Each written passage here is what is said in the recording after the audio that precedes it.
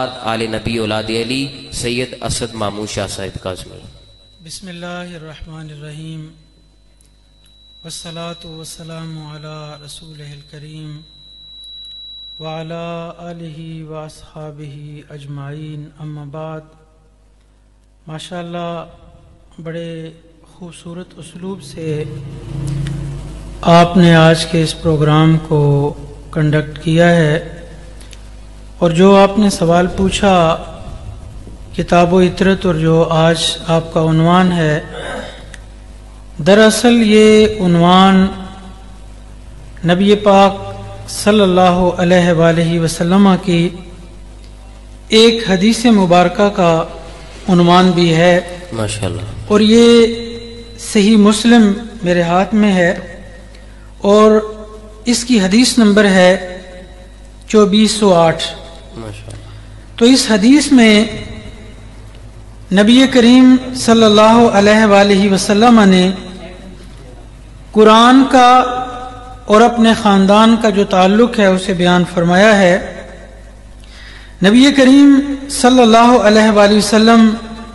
ارشاد فرماتے ہیں، انا تارکم فیکم الثقلین اولہما کتاب اللہ فیہ الہدی والنور۔ فرمایا کہ میں تم میں ثقلین چھوڑ کے جا رہا ہوں، یعنی دو بھاری چیزیں چھوڑ کے جا رہا ہوں، اور ان میں سے پہلی چیز اللہ کی کتاب ہے، فیہ الہدی والنور،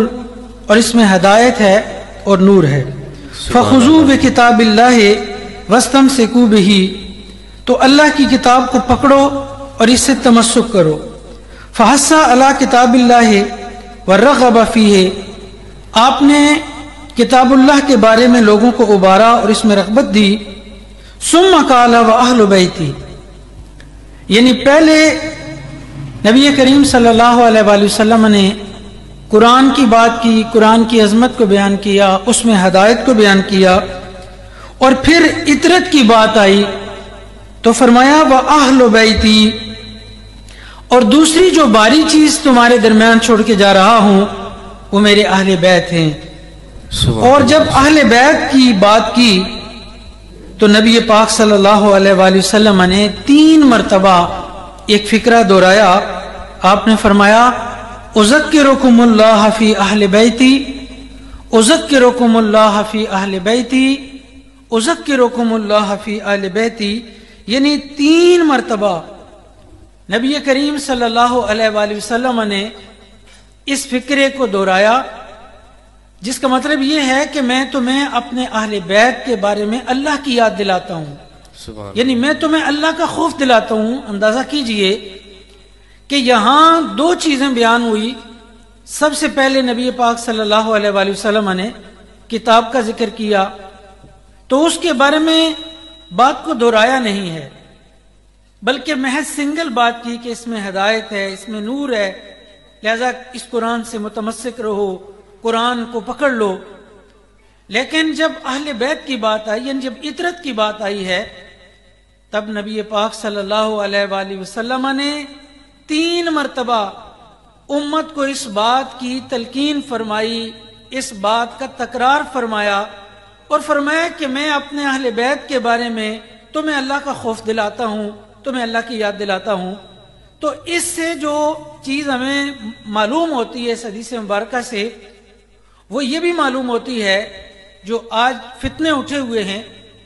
کہ نبی پاک صلی اللہ علیہ وآلہ وسلم کی نگاہ اس وقت دیکھ رہی تھی کہ کتاب اللہ کے ہدایت ہونے میں، اس کے مصدر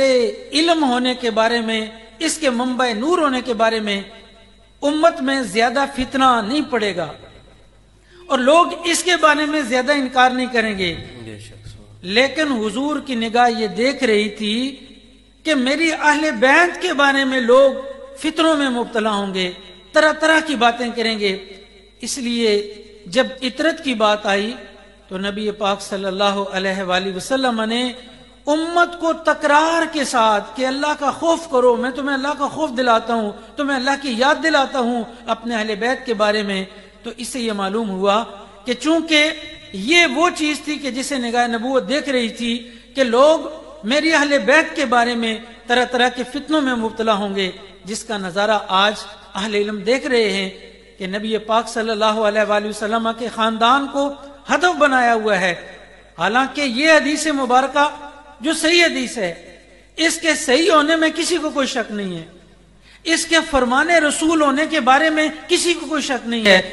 اور یہ جاتے ہوئے اس امت کو نبی پاک صلی اللہ علیہ وآلہ وسلم دو چیزیں دے کے جا رہے ہیں کہ ایک قرآن ہے اور ایک میرا خاندان ہے۔ اور میں نہایت اختصار سے، چونکہ یہ پلیٹ فارم وہ ہوتا ہے جس میں بات زیادہ طویل نہیں کی جاتی ہے، لیکن میں یہ بات اس پہ ضرور اضافہ کروں گا کہ نبی پاک صلی اللہ علیہ وآلہ وسلم نے ہدایت کے لیے جو دو چیزیں دی ہیں، ان دونوں کی اپنی شان ہے۔ دیکھیں، قرآن اور حضور کی اطاعت، ان دونوں کی عظمت یہ ہے کہ یہ دونوں محفوظ ہیں۔ کیسے محفوظ ہیں؟ قرآن کے بارے میں اللہ نے خود فرمایا اِنَّا نَحْنُ نَزَّلْنَا الذِّكْرَ وَإِنَّا لَهُ لَحَافِظُونَ، فرمایا ہم نے ہی قرآن اتارا اور ہم ہی اس کے محافظ ہیں، گویا قرآن محفوظ ہے۔ اب سوال یہ ہے کہ کیا اطاعت کو بھی یہ ضمانت دی گئی ہے؟ تو ہاں جی، اطاعت کو بھی یہ ضمانت دی ہے۔ اللہ نے قرآن میں ہی ارشاد فرمایا انما یرید اللہ لیذھب عنکم الرجس اہل البیت ویطہرکم تطہیرا۔ جس طرح قرآن عیب سے پاک ہے، حضور کی اطاعت بھی عیب سے پاک ہے۔ جس طرح قرآن کی حفاظت کا ذمہ اللہ نے لیا لیذھب عنکم الرجس کہہ کے، اللہ تعالیٰ نے اپنے محبوب کی آل کی حفاظت کا ذمہ بھی خود لیا ہے۔